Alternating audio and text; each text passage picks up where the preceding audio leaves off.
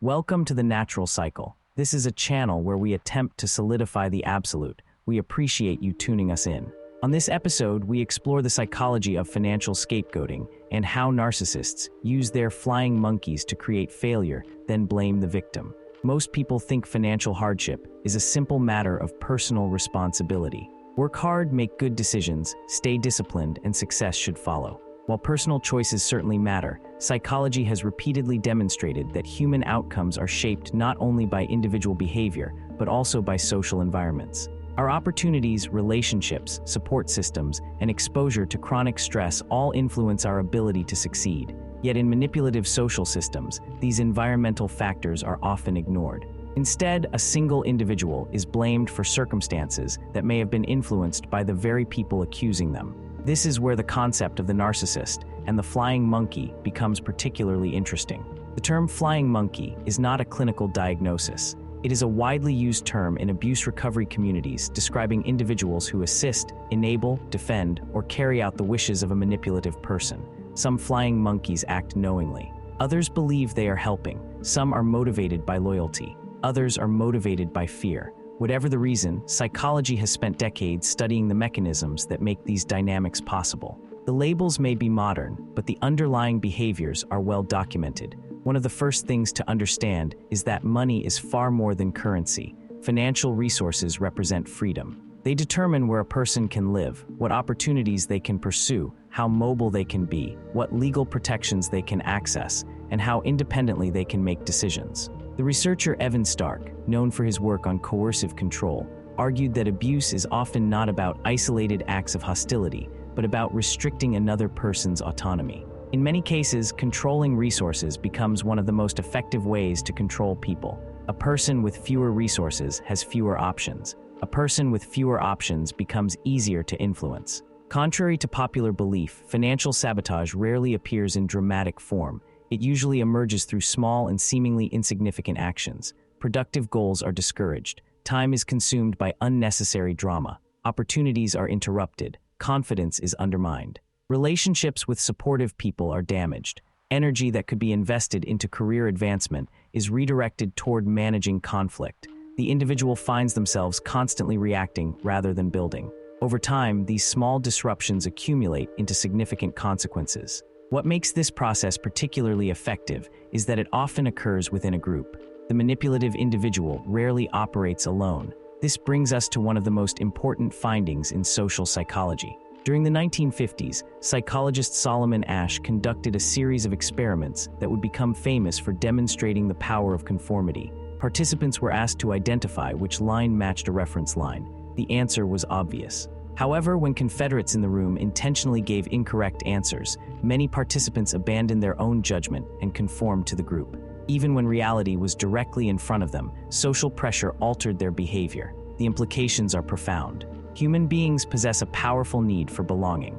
Most people fear social exclusion more than they realize. As a result, individuals frequently support narratives they privately doubt if doing so protects their standing within the group. This helps explain why flying monkeys often emerge around manipulative personalities. They are not always evil. They are not always calculating. Sometimes they are simply conforming. They may trust the manipulator's version of events. They may fear becoming the next target. They may believe cooperation is the safest option. The result is the same. A network of social reinforcement develops around a narrative that may be entirely false. The next psychological mechanism involves scapegoating. Throughout history, groups have often maintained internal unity by concentrating blame onto a single individual.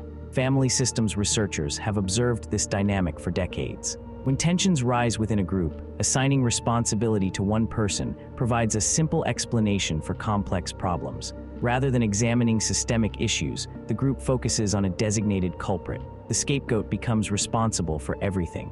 Financial struggles, relationship conflicts, workplace issues, and emotional tension are all projected onto a single target. The danger of scapegoating is that it reverses cause and effect. The target is blamed for conditions that may have been created or intensified by the group itself. This reversal becomes even more powerful when combined with what psychologists call the fundamental attribution error. Research consistently shows that people tend to overestimate personal traits while underestimating situational influences. If someone succeeds, observers assume they possess positive qualities.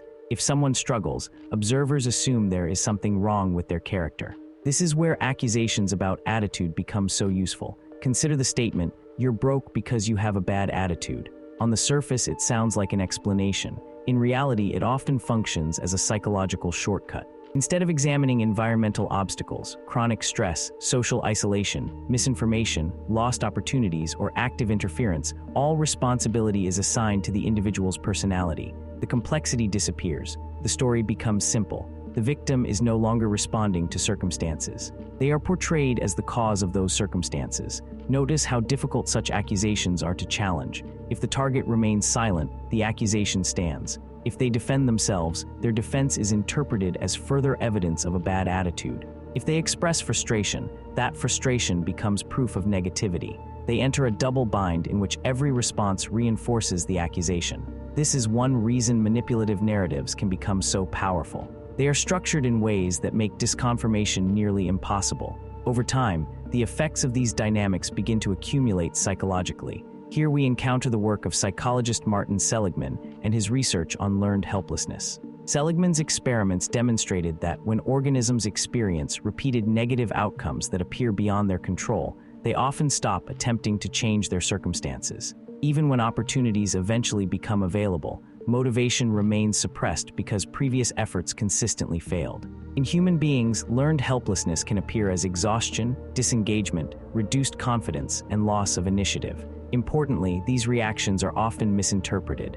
Observers see the final result but not the process that produced it. They see someone who has stopped trying, but they fail to see the years of setbacks, interference, rejection, and stress that came beforehand.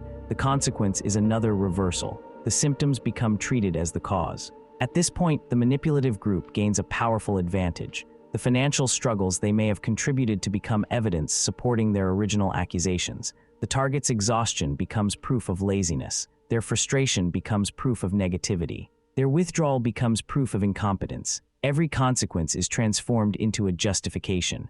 Psychologist Jennifer Freyd's work on betrayal trauma offers another important piece of the puzzle. Freyd argued that abuse inflicted by trusted individuals often creates a unique form of psychological injury. When strangers harm us, the threat is obvious. When friends, relatives, coworkers, or partners participate in harmful behavior, the situation becomes far more confusing. The victim must simultaneously process the mistreatment while reconciling the fact that trusted people were involved in causing it. This confusion often produces self-doubt. Victims begin questioning their own perceptions. They wonder if they are exaggerating. They wonder if they misunderstood events. They wonder if the accusations might actually be true. This uncertainty is precisely what makes manipulation so effective. The more uncertain a person becomes about their own judgment, the more dependent they become on external interpretations of reality. Eventually, the process reaches its final stage, narrative inversion. The obstacles disappear from the story. The interference disappears from the story. The exclusions disappear from the story. The years of social pressure disappear from the story. What remains is a simplified conclusion. The target failed because of who they are, their attitude, their personality, their negativity, their lack of effort. From a psychological perspective, narrative inversion serves an important function. It protects the reputations of those involved. It shields the group from accountability. It allows people to maintain a positive self-image while avoiding difficult questions about their own behavior. Most importantly, it transforms a complex social process into a simple moral judgment. The uncomfortable reality is that human success and failure are rarely individual phenomena. People rise and fall within networks. Families, communities, workplaces, friendships, opportunities, resources, and chronic stress all play significant roles in determining outcomes. Psychology has repeatedly demonstrated that environment matters, yet manipulative groups often rely on the illusion that environment does not matter at all. This is why accusations about attitude deserve closer examination. Sometimes attitude genuinely is part of the problem. But when the accusation is used to erase years of interference, exclusion, resource deprivation, or coordinated social pressure, it ceases to be an explanation and becomes a weapon. The focus shifts away from understanding reality and toward preserving a narrative. The question is not whether personal responsibility matters. It does. The question is whether personal responsibility is being used honestly or selectively. When a group contributes to someone's difficulties and then points to those difficulties as proof of the person's defects, psychology suggests we should be skeptical. The outcome may reveal less about the target and far more about the system surrounding them. Thank you for watching The Natural Cycle. Please hit the thumbs up, share, like, and subscribe. Until next time, enjoy.